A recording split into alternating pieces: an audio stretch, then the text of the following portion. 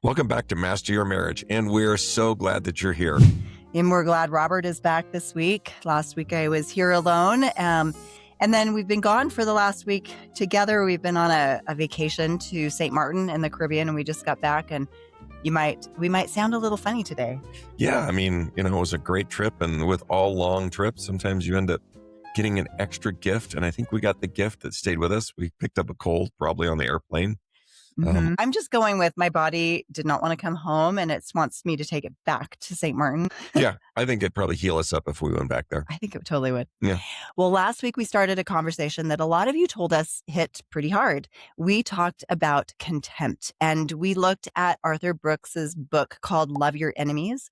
And we kind of sat with this idea that contempt might be one of the most addictive forces in our culture right now. It's everywhere. It is. And not only that, it is the most destructive force inside of our marriage and inside of our own homes. And if you missed that episode, I want to encourage you to go back and listen to it. It's a great episode on contempt. We walked through the research, the brain science, and Dr. John Gottman's data. We discussed why contempt feels so good in the moment, even while it's clearly so corrosive and destructive for your relationship. And we left you with one simple assignment. Just notice. Notice where contempt shows up in your tone, in your eye rolls, in your social media comments. We also took this challenge with you. And as we always say here on the podcast, we're not perfect. We're not above you. We're right there with you. And we feel pulled into the contempt culture just as much as anyone else. And so today we want to build on what we discussed last week. Before we go further, however, I want to quickly restate the definition of contempt because I think it really matters. Yeah. And it was interesting as we started building this episode, how there's some clarifying details here that we wanted to share with you. So contempt is not the same as anger. Anger is this hot emotion, but it's actually an emotion that says, I care about this enough to want to do something about it and make it change. Contempt is different. Mm-hmm. Contempt is what happens when you mix anger with disgust. And disgust is that emotion that has pretty much evolved to protect us from pathogens or from things that would make us sick. When something disgusts us, it is our instinct to get away from it. We throw it out. We reject it. We treat it like a contamination. Think about very spoiled milk. Yuck. Right. So when anger and disgust fuse together, the person in front of you stops feeling human. They start feeling like spoiled milk or like a pathogen. They start feeling like worthless, beneath your consideration. That is the energy of contempt. And once that posture settles in, repair becomes almost impossible. And I also mentioned this last week because it's something that I've been wrestling with personally. It's a question that I've had, which is it possible to have a largely contempt-free marriage while still living in and participating in a contempt culture that is running rampant? And after sitting with this question for the better part of the last couple of weeks, this is where I've kind of landed with that question. Oh, I'm interested because I want to hear how this works. Yeah. So I think practically speaking, no, it is unlikely that we can carry contempt throughout the day, all through our social media posts, all day at work, and then expect to just drop it and become a different person the minute we walk through the door. At least I think this is not practical in any sort of deep or sustainable way. What do you think? Yeah, I mean, I think you might be able to suppress your contempt towards your spouse for a while. You can sort of white knuckle it. And for a season that might work. But if contempt is a regular part of your language and your attitude and everywhere else, online, work, and in traffic, it will bleed into your home relationship. So let me explain why. We like to pretend that we can put our base character in little Tupperware containers. This is my work self. This is my online self. I like to be the keyboard warrior over here. And this is my spouse and kids self. But your brain doesn't really work like that at all because it's in charge of the whole system. And contempt is not just a behavior that you can just turn on and then turn off and then turn on and then turn off. It's really a habit of mind. It's a way in which we relate to other people. Contempt sort of says, you know what? You're not just wrong. You're beneath me. You're not just mistaken. You're disgusting. You're pathetic.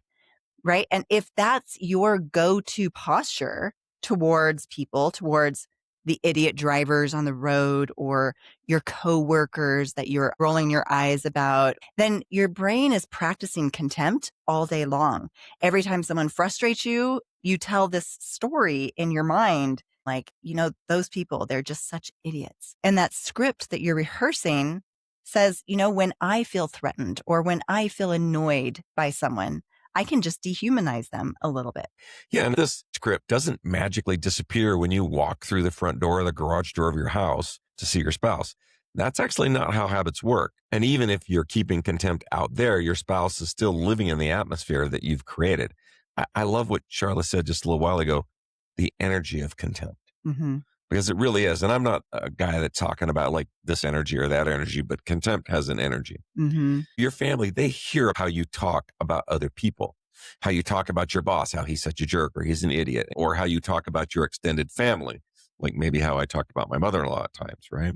Or those idiots or those people online, or the folks that may vote differently than you in an election. And over time, your family quietly learns the following. When someone disappoints my partner or annoys them or disagrees with them, my partner will turn to mean jokes or vilify them. Yeah. And there are, I think, two fears that can start to grow. At least two. Yeah. At least two fears that start to grow in the hearts of your family when they hear this from you, even if they never say this out loud to you. And I think the first fear is, man, if I really mess up, I'm going to be next. I'm going to be the next person they talk about like that. And they watch, they notice your eye rolls, your sarcastic tones, the way a whole person just kind of gets flattened out into those people. And they might quietly wonder, like, at some point, will I be the one that they're mocking when I'm not in the room? Will my worst moment become the story they tell about me? And that fear doesn't always show up as words. Sometimes it shows up as they just walk around on eggshells around you, Absolutely. right? Yeah. Sometimes it shows up as withholding the parts of themselves that feel a little messy, that feel a little unfinished, because they don't want you to see that, because they've learned that other people's messiness can be met with disgust. Ooh. Yeah. So even if your contempt has never been directly aimed at your family, your partner, they are still living with the knowledge that you use contempt as a tool. That's a marriage that's sitting next to a loaded weapon on the table. And the weapon may not have been fired at them yet, but they can still see it. Yeah, I mean, it's interesting. A number of years ago, back in California, when I worked for a larger physical therapy practice, we'd actually opened up a clinic literally across the parking lot from another existing physical therapy clinic. Mm. And it was a great opportunity. People sort of wanted it at times and didn't because of this culture that we live in with contempt. But they're like, those guys, they suck over there, right? Like they must not be good or you wouldn't have moved in. And I always felt like there's this thing, especially in business, but it works on both sides, that when you start talking bad about one of your competitors, people will wonder if you're going to talk bad about them when they're not there. And I think that's I call that just sort of a core trait that I liked that we developed, especially in that situation, that we just wouldn't speak bad about them. As a matter of fact, we would speak highly of them and over their facility. And we got along fine. And those two clinics are still thriving side by side. So I think we've kind of illustrated why even trying to keep all of your contempt outside of your home is likely not going to work. But I also want to bring in another point, which is like, you can try to keep your contempt out there. But when you start adding in other factors, you start adding in stress, for example, add in what happens when your window of tolerance starts to shrink. If you're accustomed to doing contempt at work, doing contempt online, doing contempt in traffic, but you don't do it at home, now let's add in financial stress, job losses. We now have kids. The kids are having problems. They're stressing us out. Now what's going to happen? Is that contempt going to start bleeding in more into the walls of your home? Because honestly, the real test of our character is never how we act on a good day. It's who shows up when we're exhausted, when we're scared, when we're overwhelmed, when we're working 60 hours a week. It's who we are when we feel unseen, unloved, who we are when we feel like We just got disrespected, Ooh, you know? yeah. And in those moments, we do not rise to the level of our intentions. We end up falling to the level of our daily habits. So what we're trying to say is if out in the world, your trained response to anything is sarcasm, humiliation, eye rolling, or storytelling, where you're the hero and everyone else is an idiot, then when your spouse sort of pushes on a really tender button, the same contempt scripts are right there, preloaded, ready to fire, like an autoresponder on email.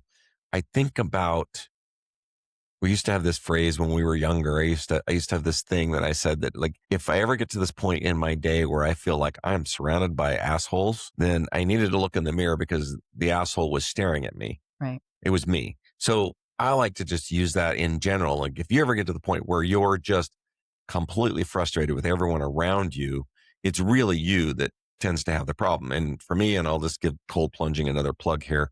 For me, that happened just the other day and I needed to cold plunge because I needed to reset. So this is why it's really important to just eliminate contempt as a basic habit from your life. It's corrosive in your business relationships. It's corrosive in your friendships, and it's corrosive for your marriage. So can you maintain a contempt-free marriage while living in a contempt-heavy life outside of your marriage? Probably not. Probably not. No. Probably not. It's going to be pretty tough. At best, you can probably delay the inevitable or you can minimize the inevitable bleed through. But a truly contempt-free marriage requires self-defining who you are, who you will be, and then making a deeper commitment to becoming someone who does not live in a contemptuous life. Like, I'm not going to engage in contempt outside of my home or inside of my home. And neither one of us are perfect, and we both struggle with this. And as we've shared with you on the show before, it's like sometimes the things that we share with you and the things that we learn are these things that we found in difficult moments in our own relationship. So we're not perfect, and we all live in this culture of contempt. I can tell you that as a half-baked woodworker, maybe I'm becoming a full-baked woodworker. Like, I don't even put my stuff online because the contempt culture is just so hard out there. Like, oh, you shouldn't have done that joint that way. Oh, you should have used a different oil or a different wood. And it doesn't even matter how perfect your stuff is. People just feel like they have to tear it down. And that's really just, that's sad. I know for me personally, I grew up in a contempt household where contempt was the language of the home. It was, I tell everybody I was seeped in it. So personally, this is a very difficult thing has been a difficult thing for me to break. I feel the tentacles of contempt grabbing at me every day. I do. And, I think of things in the moment to a social media post that I flash through my mind. I'm like, I should type that. That would be really nasty. and it's hard, but we can commit and intentionally choose not to feed it. I think that's the thing. I think we'll think it. I think, if you've been exposed to it a lot, the thoughts will be there, but we can choose not to feed it. And if that means catching yourself when you're about to trash your coworker to a friend just dial it back, or choosing not to forward a meme, that you have that dehumanizes those people. There's things we can do to not feed that contempt culture that we live in. And we can start shifting our internal dialogue from Robert's favorite term, I'm surrounded by idiots, to I'm surrounded by complicated people who are often wrong, just like me. Just like me. But here's the bottom line. It's pretty tough to be one person all day and then come home and be a completely different person. And honestly, it's a bit deceitful to be one person at home, which is really no secret to the people at home, by the way, and another person outside of the house. I could not agree more. I don't think you can keep contempt as your private little hobby that you keep out in the world and expect your marriage to stay untouched by it. So if you want contempt out of your marriage, you have to start working on dragging it out of your whole life. Not perfectly. None of us are going to do this perfectly. Like I said, I feel the tentacles every single day. We're certainly not going to be able to do it all at once. It's overwhelming. It's a lot to think about. But bit by bit, day by day, I think we can get better and better. So we should start an organization. It's called Contempt Anonymous. That's a good idea. Yeah. So, it's Contempt Anonymous. Yes. Yeah. It would be a whole new... Like Alcoholics Anonymous. Yeah. It would be a Facebook group. where everybody says, I felt like rolling my eyes, but I didn't. Oh, good for you. My name is Charlotte and I'm an addict. Yeah. Well, that brings us to the real question of this episode. How can we walk away from contempt? Not just manage it, not reduce it even a little bit, but truly walk away. I mean, we're talking about eliminating this from your life. And I don't know that it's fair to say you can eliminate it, but if you can get 98% of the way there, I think you're winning. Because if contempt is a habit, then remember, habits can be retrained. Yeah. So Arthur Brooks, again, in the book that we've been talking about the last 2 weeks, spends a lot of time on this. And one of the things I appreciate is that he doesn't pretend that it's going to be easy or soft. It takes a lot of strength. And when he was writing his book, he actually went to the Dalai Lama and asked him this question. He said, Your Holiness, what do I do when I feel contempt? And the Dalai Lama responded, when you feel or receive contempt, I think receive is an interesting word he added there. Yeah. When you feel or receive contempt, practice warm-heartedness. I like the part where he says, practice. Practice. You don't want to wait until you feel it. You act first. Action doesn't follow attitude. Attitude follows action. The way you rewire a habit is by doing the opposite of what the addiction really wants. When you feel like giving contempt, give love. Practice warm-heartedness. I think that is such a good practice in general. Doing the opposite of what your indulgent, regressive mind is telling you to do in the moment. You know, when your regressive mind is screaming, avoid, that's when you should lean in to your relationship. When your regressive mind is saying, jab, get that last little sarcastic remark in, that's when you should practice love, practice warm-heartedness. And practice is the word, because I don't know that we're ever going to be perfect at it. Yeah, I was thinking today, just, how cool would it be if we could treat our marriages like a laboratory for this practice?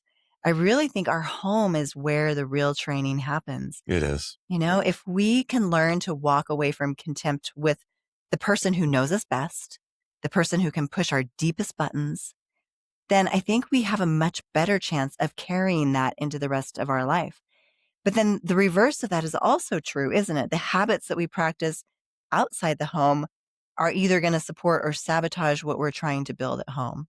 Yeah. So we want to give you 6 practical steps, and these are drawn from Gottman's and Brooks, based not only on the research, but what we've seen work in real marriages, including, our own marriage. Absolutely. First one, adopt the 5-to-1 rule, especially at home. Mm-hmm. Gottman's research shows that stable, happy couples tend to have at least 5 positive interactions for every 1 negative or critical interaction. Brooks takes that 5-to-1 ratio and applies it broadly to all relationships. He says, offer 5 encouraging or appreciative positive comments for every single criticism that you feel like offering, whether that's with your spouse, your kids, your friends, or even online. Can you imagine if you really followed the 5-to-1 rule, like online? Oh, yeah. It'd be terrible. You'd have to find 5 people you agreed with first. Right. Or just like think about your woodworking comment you made a minute ago. Oh, my gosh. When people say nasty things to each other about their joints or whatever, you'd have to go, this is beautiful. This is so great. You did so well with this and this and this. And then you get to do your criticism. Yeah. And it wouldn't even come across as criticism because at least you showed appreciation. All right. So practice 5-to-1 at home, but also outside of your home. Yeah. Second, make a personal rule that contempt is never justified. I like that. Never justified. I love that. And this is way harder, though, than it sounds. And it's hard for me to do, too. When someone has hurt you, oh my gosh, contempt can feel so righteous and feel so good in the moment. And when your spouse is being difficult, oh man, contempt can feel sometimes like the only appropriate response. But we can set a personal rule to never indulge in that, to never treat anyone with contempt, even when you feel deeply wronged. And even when they're treating you with contempt, you can still choose not to feed it. So if you're met with contempt, answer it with respect, answer it with love, answer it with loving firmness. And in marriage, this is challenging, of course, because you have to catch yourself before the automatic response. You have to catch yourself before the eye roll I just close happens. my eyes. That way the eye roll Pinch isn't your as eyes visible. shut. Yeah. Yeah. Pinch my eyes shut. Catch the sarcastic, passive aggressive little under your breath comment before it spills Ooh. out. Yeah. Catching the story in your head that turns your spouse into a villain and all the things that you're saying about them in your mind, right? So it's all about observing it so that you can interrupt it. To observe is to have choice. Third, practice courage for people who believe differently than you. Oh Oof. boy, this is a tough one, right? This is probably one of the most powerful insights that Brooks offers. And I think it's one of the most important ones for marriage. Most of us think courage means standing up for what we believe in. And yes, that matters. But Brooks says real moral courage is standing up to the people who you agree with on behalf of the people whom you don't agree with. Oof. It's refusing to let your own side dehumanize the other side. Yeah, standing up for people who you disagree with. All right, number 4, stay curious and go towards disagreement instead of away from it. Mm-hmm. I love that. And stay curious is sort of a couple of years ago, that was my motto for the year. I just wanted to be curious. Yeah, contempt grows when there is distance and assumption. Yeah. When we assume instead of being curious, we've already decided what the other person is like, what they think, what their motives are. So when we stop being curious in marriage, this is really deadly. When you've been together a long time, we can stop asking real questions. We stop listening for the heart underneath the words. We hear the complaint and we immediately start to brace for the fight that we think is coming instead of getting curious about what our partner is feeling or what they're needing. In order to practice curiosity, we have to slow down when we feel the urge to dismiss. Ask questions instead of making one more point. It sounds like saying, help me understand why this matters so much to you, even when part of you is already made up your mind about this is not a big thing and this shouldn't matter much. Mm-hmm. I like to say, you don't have to end up agreeing. You just have to stay interested in this person across from you. That posture alone, that presence makes contempt so much harder to sustain, especially if you're faced with contempt. Mm-hmm. Totally. Number 5, reduce your exposure to outrage culture. Yeah, absolutely. I think this is a huge one for me to work on too. As we've talked about, we are swimming in this culture designed to keep us angry, to keep us disgusted. And certain voices, certain shows make their money, maybe certain podcasts even make their money by feeding into this very habit that we're trying to break. And you don't have to consume all of the content that's out there. You can choose the content that you allow into your space. You can choose to mute, to unfollow certain people, to limit the sources that are constantly training your mind towards contempt, especially the ones in your own echo chamber. That's especially dangerous, right? We're all living in an echo chamber that makes us feel superior and it feeds that contempt culture. So now that doesn't mean that certain things politically, I know there's things that matter, and I'm not suggesting that you just become totally uninformed of the things that do matter in your communities. But we need to be careful not to let the outrage be the primary lens through which you see entire groups of people, all of those people. So every time you step away from that, I really do think of it as like a drug. So that steady drip of the drug, you make it a little easier to show up differently at home. I love just sort of listening to you talk about contempt. It is interesting when I hear the tone of your voice and you talk about these things. It's almost like it's a drug for you because you feel it.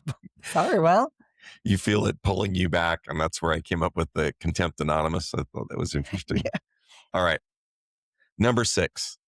Use moments of contempt as practice opportunity. When someone treats you with contempt or when you feel it sort of rising in yourself, treat it as a chance to do the opposite. In the book, Love Your Enemies, Brooks tells the stories of receiving a very hostile email from a reader attacking his first book that he sort of poured his heart and soul into.